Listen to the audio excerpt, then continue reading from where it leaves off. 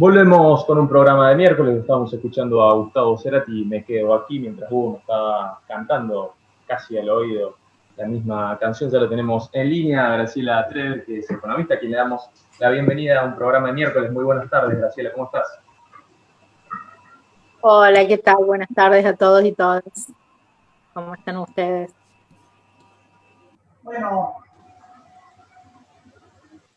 Bueno, Graciela, primero te damos la bienvenida y te agradecemos la presencia tuya en nuestro programa y la posibilidad de escuchar los importantes aportes que tenés. Bueno, hay una cuestión que nos preocupa fundamentalmente en estos días y tiene que ver con el incesante aumento de los precios, sobre todo de los alimentos y de los artículos de primera necesidad, y por eso queríamos escuchar tu reflexión, que bueno, algunas y algunos hemos leído importantes sobre este tema y sobre la necesidad de ponerle un freno a esta circunstancia que pulveriza los reajustes salariales, los reajustes de jubilaciones y pensiones, y pone en una situación muy dificultosa a los sectores más vulnerables. Sí, tal cual como lo decís, y con más razón si tenemos en consideración que los salarios llevan 3 años de retraso, ¿no es cierto?, en cuanto a los índices que podamos decir de incrementos de precios, ¿no es cierto?, lo que todos conocemos como inflación, y que me pareciera ser como que la discusión empieza a encaminarse o piensa encaminarse porque hay que hacer un consenso de precios y salarios, ¿no es cierto? Bueno, yo la verdad que creo que lo que hay que hacer es un consenso de precios, ¿cierto? Si es que se puede llevar adelante un acuerdo o un consenso, porque lo que justamente están retrasados son los salarios. Y si estamos pensando que la reactivación, digamos, y el crecimiento de la economía va a venir a partir de que los salarios por lo menos se mantengan algo encima de los precios, bueno, eso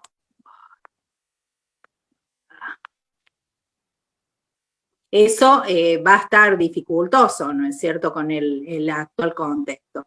Bueno, sí, ha habido una escalada de precios que tiene muchas causas, ¿no es cierto? La inflación en Argentina es un fenómeno complejo, que no es solamente monetario, ni mucho menos, que no encuentra su explicación solamente en la existencia o no existencia de lo que llamamos déficit fiscal, que es como pretenden explicarlo los estrictamente neoliberales o monetaristas. Tiene otras causas más complejas, como puede ser la relación de los precios internos con los commodities, que en este momento justamente son la estrella de los precios internacionales, en realidad, ¿no es cierto? Ha habido una escalada muy fuerte de los commodities, lo que para nuestro país debiera ser una buena noticia, ¿no es cierto? Porque nos permite tener más exportaciones y necesitamos esas exportaciones, esos dólares que provienen de las exportaciones, pero bueno, también se transforma en un problema o en una problemática hacia los precios internos, porque Argentina tiene la característica de que exporta los mismos productos que son la base de su canasta alimenticia, o que son insumos de otros productos que forman parte de la canasta alimenticia. Es decir, por ejemplo, el maíz es un producto, es un artículo de exportación, pero también es parte de las cadenas alimentarias de, por ejemplo, la cría de cerdos, la cría de pollos, la cría del mismo ganado, entonces eso impacta en la carne, en el pollo, en el cerdo, y así sucesivamente, ¿no es cierto? Es un ejemplo. El maíz también incide en el aceite, que son productos de primera necesidad, es decir, Argentina exporta productos que sirven como insumos a su consumo interno. Y eso provoca que al subir los precios internacionales de los commodities, lo que debiera ser una buena noticia porque nos permite tener dólares frescos, por el otro lado genera una escalada de los precios internos en el sentido de que quienes son agroexportadores, concentradores del, digamos, no tanto los productores, pero sí los agroexportadores, que son quienes concentran esa producción y luego la exportan, ¿por qué debieran vender en el mercado interno? Ese es el razonamiento que hacen ellos, a precios más bajos que lo que consiguen en la realización del precio internacional. Entonces, si se deja que este mecanismo actúe en cierta forma libremente y el Estado no aparece para tratar de establecer algún tipo de regulación y de defender la canasta y la comida de los argentinos, bueno, entonces los argentinos comen al mismo precio que comen nuestros productos exportados en Francia, en Alemania o en China o en cualquier país que lo recibe como importación. Entonces, bueno, eso está impulsando en este momento los precios, más una situación de mucha concentración en la oferta de los productos, ¿no es cierto? Porque ¿qué ocurre? Pero, a ver, tenemos que saber que esta situación se da en muchos países, ¿no es cierto? Y no en todos tiene la misma respuesta que ocurre en Argentina. La oferta es muy concentrada, muy pocas empresas ofrecen productos en una proporción muy grande, es decir, por ejemplo, harina. ¿Cuántos productores o cuántos ponen en la góndola harina en los supermercados o en los negocios? Y son 3 o 4 grandes y tienen el 80 o 90% de la oferta, ¿no es cierto? Entonces, ellos mueven los precios, ¿no es cierto?, en función de los commodities extranjeros, de la conveniencia de exportar o no ese producto, y a veces son los mismos, a veces quienes exportan productos primarios, quienes son los exportadores de los productos primarios, también tienen intereses en la producción de la harina, ¿no es cierto? Entonces se mezcla un poco este efecto. Y eso produce, evidentemente, una presión sobre los precios de la canasta básica, lo cual cae sobre los salarios, evidentemente, de quienes, de los trabajadores, en realidad, ¿no es cierto?, de que encuentran dificultades en acomodar sus salarios a los nuevos esquemas de precios relativos, y el trabajador cada vez puede comprar menos con lo que recibe, como ¿no es cierto? Y evidentemente la que sufre es la canasta de los argentinos y argentinas, ¿no? Por eso se dice que sería muy importante que el Estado, que no hay otro que pueda intervenir en ese mercado, ¿no es cierto?, tratando de regular, desacople los precios internos de los internacionales para dar un alivio a esa canasta de los argentinos, ¿no? Sí, Graciela, esta explicación que tan clara y contundente nos estás dando, hecha por tierra con algunas supuestas verdades o supuestas explicaciones del tema inflacionario que llevan adelante en el caso de la pelea sindical por los reajustes salariales, que llevan adelante los grupos económicos más concentrados, y es ligar los reajustes de salarios a la inflación, como si la inflación fuera el resultado de los reajustes salariales. Y esto es algo que, bueno, desde las organizaciones sindicales se viene peleando desde hace mucho tiempo, pero en este último mes, digamos, toda la discusión del reajuste se da sobre eso, que evidentemente con la explicación que nos das, por supuesto que no tiene nada que ver una cosa con la otra.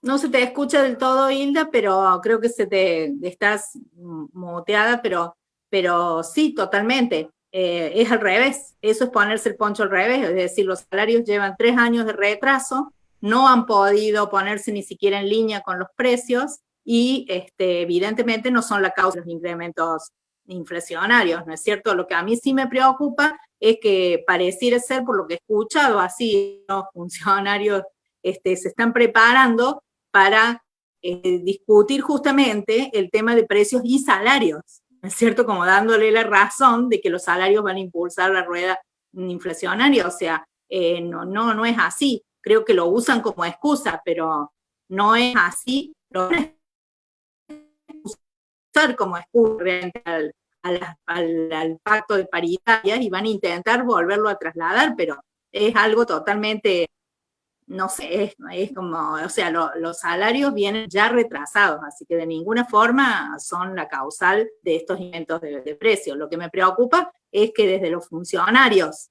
que manejan la macroeconomía están pensando en poner en igualdad de situación el acuerdo de precios con el acuerdo de salarios, y yo creo que que no van a lograr hacer lo que dicen que quieren hacer, que es que los salarios vayan levemente, por lo menos, en estos años difíciles, ¿no es cierto? Que todos hemos asumido de que la Argentina está en un momento difícil, que tenemos una deuda que tenemos que levantarla, lamentablemente, ¿no es cierto? Pero bueno, es poner en plano de igualdad a los salarios con la escalada de precios que no tiene esa causa, ¿no es cierto? Entonces, por eso yo digo que me parece que debieran encararse en que el acuerdo tiene que ser de precios, ¿no es cierto? Los salarios debieran ser como un axioma que deben ir por encima del reajuste de precios, porque si no, no vamos a conseguir el crecimiento, que justamente es lo que dicen que quieren, que se quiere, no lo vamos a conseguir de otra forma. O puede ser que haya un crecimiento, pero que ese crecimiento no le va a llegar a la mayoría del pueblo argentino, ¿no es cierto? Porque no todo crecimiento es bien distribuido.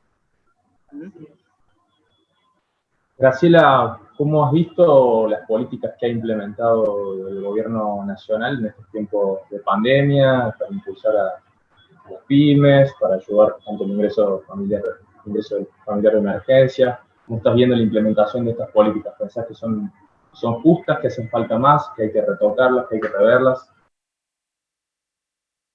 Yo creo que el gobierno, o sea, a ver, para decírtelo en resumen, creo que ha hecho lo que pudo, ¿no es cierto? Lo más que pudo, posiblemente lo más que puede, ¿no? Si eso es suficiente, y claramente no es suficiente. Porque, bueno, si vamos a encarar el caso de las pymes, por ejemplo, las pymes ya venían con 4 años de caída de la industria, ¿no es cierto?, permanente, con 4 años de caída del sector y de ventas, y venían con sus capitales de trabajo muy deteriorados. De modo que la ayuda digamos, para lo que llamamos los ATP, ¿no es cierto?, que en este momento ya se retiraron prácticamente y se reemplazaron por el REPRO, que es algo mucho más limitado. Los ATP cubrían parte de los salarios de los trabajadores. El objetivo era que las pymes mantuvieran el plantel laboral, ¿no es cierto?, y que no haya caída del empleo. Pero no consiguieron, obviamente, porque no estaba destinado a eso, solucionar los problemas graves de capitales de trabajo y de financiamiento que ya venían acarreando las pymes. O sea que una vez que se terminó eso, el problema grave de las pymes sigue existiendo. Y en función de que no se recupere la demanda, consumo, a través del salario de los trabajadores, evidentemente las pymes van a tener una situación muy comprometida. Y bueno, a mí sí me preocupa que ese sector se va a ver resentido. Puede ser que en algunos momentos a algunas les vaya un poquito mejor por sustitución que a otras, pero como sector, todavía es insuficiente, aun cuando el gobierno está intentando implementar programas de financiación, ¿no es cierto? Pero bueno, las pymes siempre se dan con determinados parámetros de evaluación que tiene el sistema bancario, y bueno, si vienen de 4 años de malos balances, los bancos también están formateados en que le prestan a quienes pueden devolver. Y evidentemente ningún análisis de una seguidilla de balances malos de una pyme le va a la vista de un banco, la hace posible de evaluación como que no tiene riesgo. Entonces, bueno, son altas las tasas, son limitados los capitales, o sea, y son muy lentos los organismos del Estado para darle, y son escasos los cupos de los organismos de producción, y son muy lerdos los engranajes para poder conseguir un préstamo o un apoyo del Estado, ¿no? Entonces, bueno, en el medio pueden caer muchas. Si no se reactiva realmente por el lado de las ventas. A las pymes les hace falta la venta, les hace falta el consumo y les hace falta el salario de los trabajadores. Casi que son socios, ¿no es cierto?, con los trabajadores.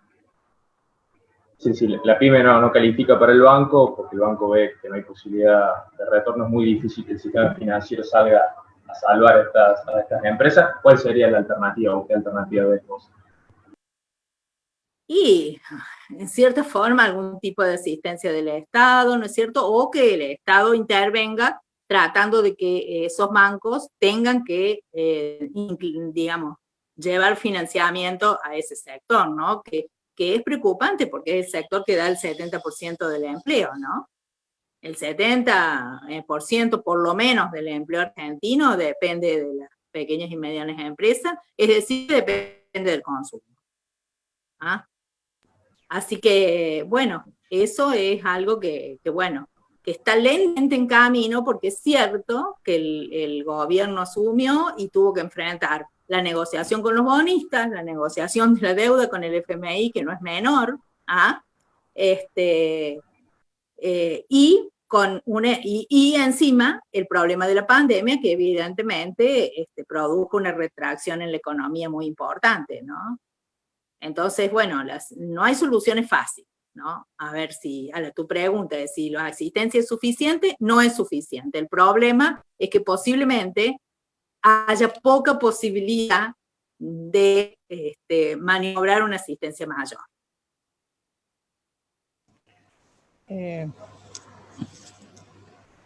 Graciela, bueno, en medio de esta situación que también estás describiendo, también tenemos a nuestra provincia en circunstancias muy especiales. ¿Cómo ves la negociación de la deuda provincial, el resultado y las consecuencias que puede traer, especialmente para trabajadores y sectores socialmente más vulnerables? Y yo creo que fue complicada la negociación de la deuda, fue complicado el resultado de la negociación de la deuda de la provincia, ¿no es cierto? La deuda de la provincia de Córdoba, junto con la provincia de Buenos Aires, ¿no es cierto? Santa Fe y Mendoza, eran provincias con un endeudamiento muy importante, con su mayor parte de deuda en dólares, lo que o sea, obliga al Estado Nacional o sea, la provincia de Córdoba no genera genuinamente dólares, ¿no es cierto? Los dólares están en la caja del Estado Nacional, ¿verdad? Y la negociación que hizo Córdoba de la deuda colocó un piso muy alto referido a la tasa de interés y a los plazos cortos, ¿no es cierto?, que le estableció. Entonces, bueno, porque la rebaja de la tasa de interés es baja, es poca, digamos, negociaron los acreedores a una tasa bastante alta y con un plazo bastante corto, ¿no? Entonces, bueno, le pone el piso muy alto a las provincias que no han todavía terminado la negociación de la deuda. Entonces eso, obviamente que generó un chisporroteo con la nación que en definitiva es quien va a poner los dólares. Porque Córdoba no los genera, ¿no es cierto? O sea, a pesar de que por allí dicen que el campo nuestro genera los dólares, bueno, nosotros vivimos en un país federal, ¿ah? Y la provincia no tiene dólares propios. La provincia depende de la caja de la nación de dólares, ¿no? Entonces esto le pone un piso alto a la negociación del resto de las provincias, más alto de las que otras provincias, las que ya habían negociado es más alto que las que ya habían negociado, pero es especialmente complicada porque complica la negociación de la deuda de la provincia de Buenos Aires, que es la que no negoció todavía, y es la mayor deuda en dólares del país, y venía haciendo algún esfuerzo para tratar de bajarla. Por el otro lado, la deuda empieza a vencer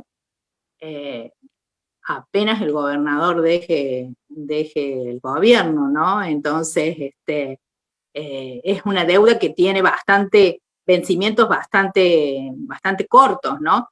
¿Qué efecto puede tener sobre los trabajadores, digamos, del Estado provincial, que la verdad que son la gran mayoría de los trabajadores cordobeses, ¿no? Y seguramente, pues, o sea, si no se renegocia de una forma más favorable, llegará un momento en que la provincia de Córdoba, siempre las negociaciones de este tipo terminan en ajustes hacia adentro. Y los ajustes son ajustes de gasto, y el gasto es el gasto en el sueldo de los trabajadores, en el sueldo de los jubilados de la provincia, ¿no es cierto? Ese es el gasto fundamental. Entonces, bueno, el panorama no es muy fácil, ¿no es cierto? De acá a 3 años creo que comienza a vencer la deuda. No sé si te contesté. Sin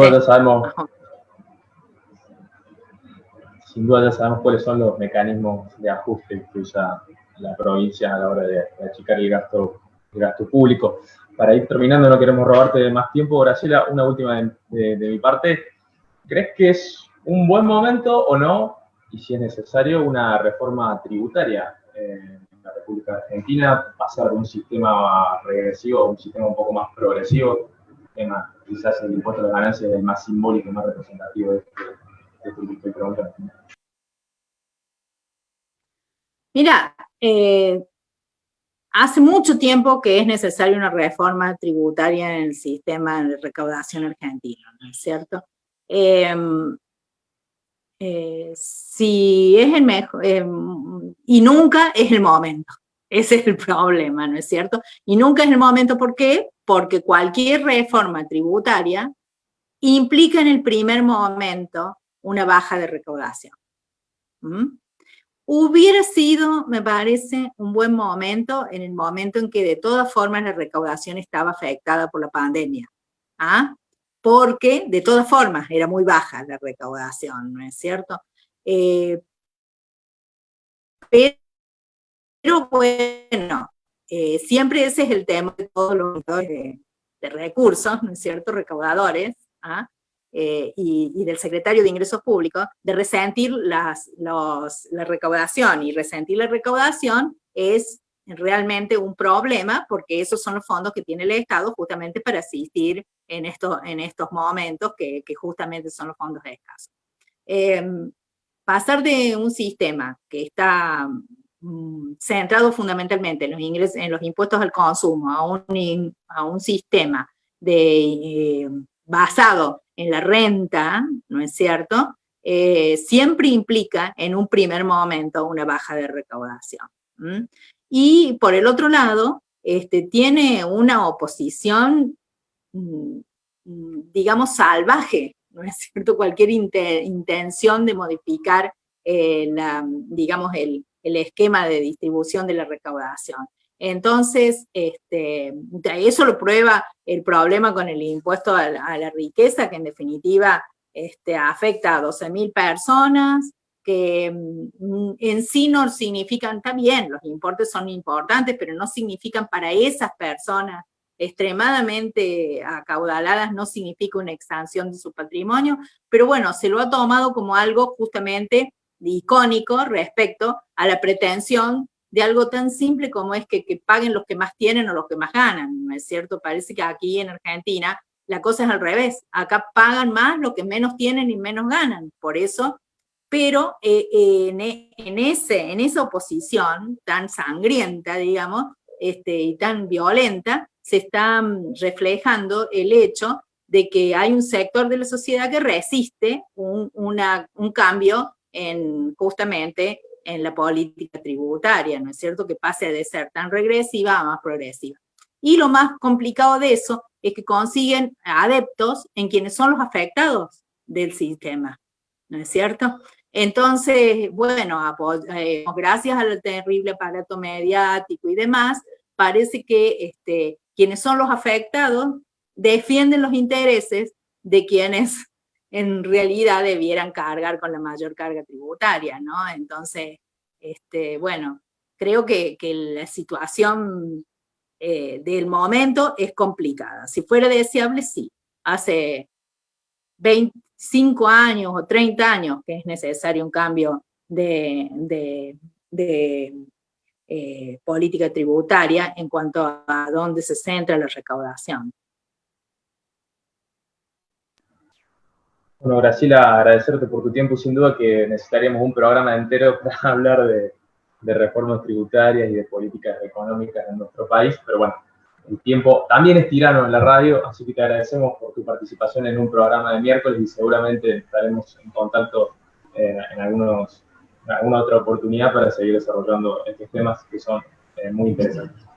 Gracias, Graciela, gracias. Y bueno, te vamos a comprometer para una próxima. que Sí, esperemos cómo tener más no. tiempo Gracias a ustedes por el espacio. poder conversar No hay más largo sobre inconveniente. temas que deben ser escuchados obligatoriamente, sobre todo por los interesados, como dijiste vos. Gracias, Sí, tal muchas cual. gracias. Abrazo. Un abrazo a todos y a todas. Abrazo, Chao, gracias. hasta luego. Hasta ahí la palabra de Graciela Streber, economista, dándonos datos e información muy contundente. Me quedé con lo último, que no es la primera vez que lo vemos, de que siempre se consiguen adeptos de la gente que en realidad debería estar del otro lado. Pero bueno, el aparato mediático hace eso, logra eso, y por eso estamos nosotros tirándole piedritas desde acá, desde nuestro lugar, para ver si podemos cambiar una cabecita de algún logro. Nos hacen pensar con las razones del enemigo. Así es, una falsa conciencia de clase. Y con 24 grados en la ciudad de Córdoba, le voy a pasar la pelota a Hugo para que hable con nuestro operador y vamos con algún temita musical y ya después volvemos con el próximo entrevistado. Así es, compañero Matías. Vamos a escuchar al flaco Luis Alberto Spinetta cuando tocaba con Invisible, con Pomo, con Machi, allá a los principios de los años 70. Vamos a escuchar una canción que se llama El anillo del Capitán Beto. Adelante, compañero Juan.